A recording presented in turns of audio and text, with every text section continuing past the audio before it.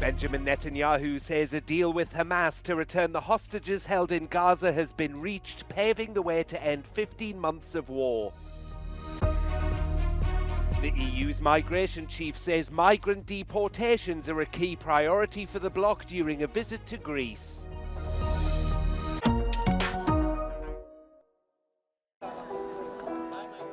Israel's Prime Minister Benjamin Netanyahu has said a deal to return the hostages held by Hamas in Gaza has been reached. It comes after his office said there were last-minute snags in finalizing the ceasefire announced on Wednesday. Netanyahu's statement appeared to clear the way for Israeli approval of the deal, which would pause 15 months of war in Gaza. It would also see dozens of hostages held by Hamas in the Strip released in exchange for Palestinian prisoners held by Israel. The deal would also allow hundreds of thousands of displaced Palestinians to return to the remains of their homes in Gaza. Israel had delayed a vote on the ceasefire on Thursday, blaming a last-minute dispute with Hamas for holding up approval. Netanyahu's office accused Hamas of reneging on parts of the agreement in an attempt to gain further concessions. Hamas denied the claims, with a senior official saying the militant group is committed to the ceasefire agreement, which was announced by the mediators. The deal can't be implemented until it's approved by both the Security Cabinet and the government. Netanyahu is expected to convene the Security Cabinet later on Friday. A full cabinet meeting will take place on Saturday night. Hamas triggered the war with its attack on Israel in October 2023 that killed 1,200 people and saw 250 others taken hostage. Israel responded with a devastating offensive that's killed over 46,000 Palestinians. The military campaign has leveled vast swathes of Gaza and forced around 90% of the population from their homes.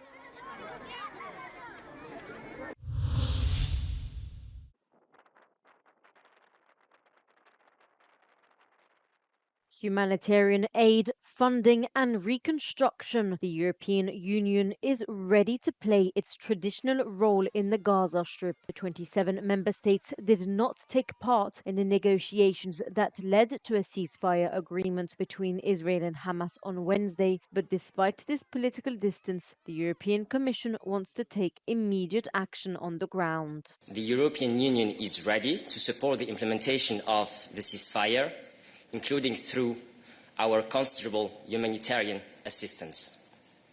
We're also updating our plans to possibly redeploy EUBAM Rafah. This would enable EUBAM to better advise and assist the Palestinian border authorities. We're also continuing our considerable financial and political assistance to the Palestinian Authority to support its reform efforts.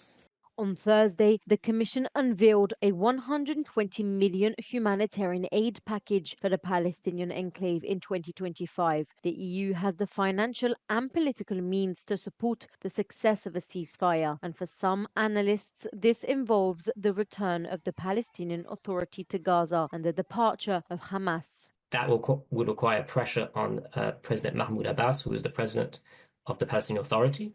The Palestinian Authority which the EU funds quite considerably. So again, the EU has leverage in that regard. President Abbas has been, I think, somewhat reluctant to fully return his Palestinian Authority to Gaza. So that needs to be addressed. And then finally, this will also have to be accepted by the Israeli government. And the Israeli government has so far refused to allow for the Palestinian Authority to come back. So here again, it's a question of pressure. For the analysts, it is up to the European Union to decide whether it wants to get more involved, and it will have to find a consensus among the 27. However, the conflict between Israel and Hamas has deeply divided the member states.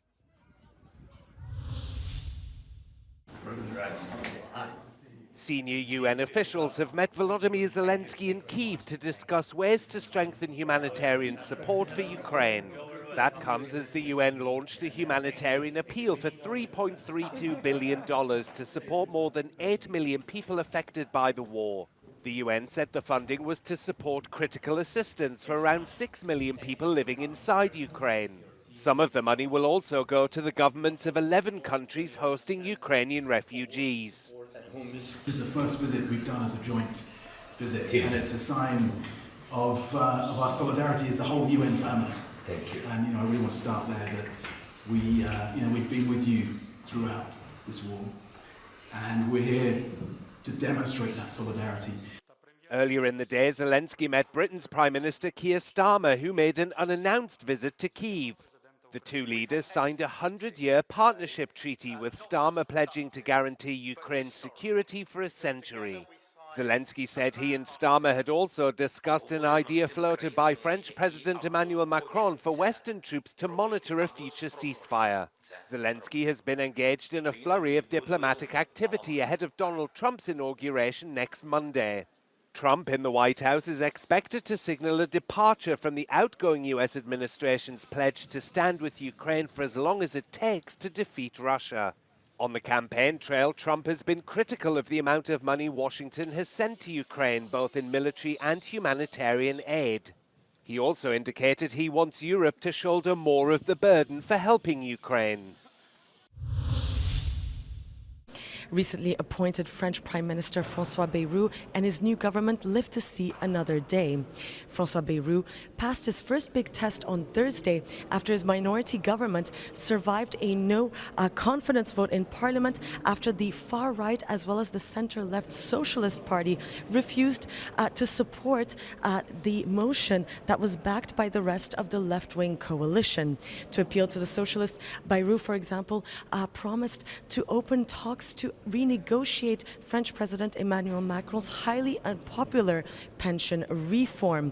But the next few weeks will be complicated for the new Prime Minister, as he now faces the challenge of passing the country's long overdue budget plan for this year. As a reminder, his predecessor, Michel Barnier, was toppled back in December after he tried to pass the country's 2025 Social Security budget plan without a vote in Parliament, which led to the far-right and left-wing MPs to file a successful no-confidence motion. Bulgaria's parliament has formally approved a coalition government led by the pro-European GERB party. Nearly 3 months after elections resulted in a deeply divided parliament, lawmakers voted 125 to 114 to elect Rosen Zelyaskov as prime minister. His centre-right party has pledged to restore financial stability and keep Bulgaria on a pro-EU and pro-NATO track. Сред основните приоритети на правителството ще бъдат извеждане на качеството на живот на хората с фокус върху здравеопазването, образованието и развитието на пазара на труда. The GERB party finished first in October's early elections, the 7th in 3 years, but won only 69 seats in the 240-seat National Assembly.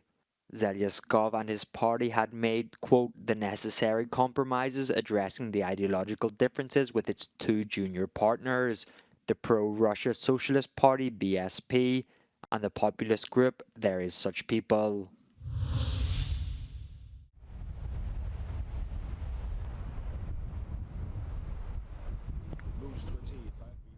Greenland wants a stronger EU commitment to the territory's critical raw materials, according to one of its local MPs. These materials are needed for the construction of clean energy technologies, such as solar panels and batteries. The EU is lagging behind compared to the Americans, the Chinese, or even the British.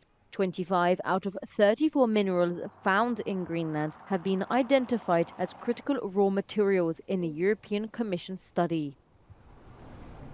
We would like to see EU much more engaged when it comes to rare earth. We know that 78% of everything that EU needs when it comes to rare earth can be found in Greenland. And right now we have more or less a Chinese monopoly when it comes to rare earth. And therefore I think it makes a lot of sense, and I think it's an overlap in interest between Greenland and EU to get investments from to focus on rare earth, but also on tourism. The MEP says she is concerned about Russia and Trump's provocative statements, which do not exclude force to seize Greenland, a constituent country of the Kingdom of Denmark. The majority of the 56,000 inhabitants have a long-term goal of independence and exclude being in the US fold, she says. At this time, Greenland believes that there is a need to diversify and strengthen Greenland's cooperation with other global players. I think there's no shortcut to independence, even though it's the biggest wish and the biggest dream for a lot of us in Greenland. I think we need to see it as a long-term goal and then to diversify who we're collaborating with. So it should be Denmark, should be EU, and it should also be US. So we're part of the North American continent, and it makes sense to cooperate, for example, on defense. But we don't want military bases in Greenland. Since 2009, Greenland has had the right to declare its independence through a referendum. The MP, who chairs the Greenland Committee in the Danish Parliament, has suggested that a possible referendum could take place during the new mandate.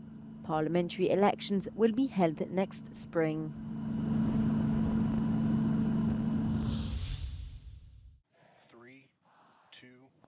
A SpaceX Starship rocket was destroyed in a failed launch just 8 minutes into the flight. Elon Musk's company said it lost contact with the spacecraft after its engines appeared to shut down one by one. A minute before the loss, SpaceX used the launch tower's giant mechanical arms to catch the returning booster, a feat achieved only once before.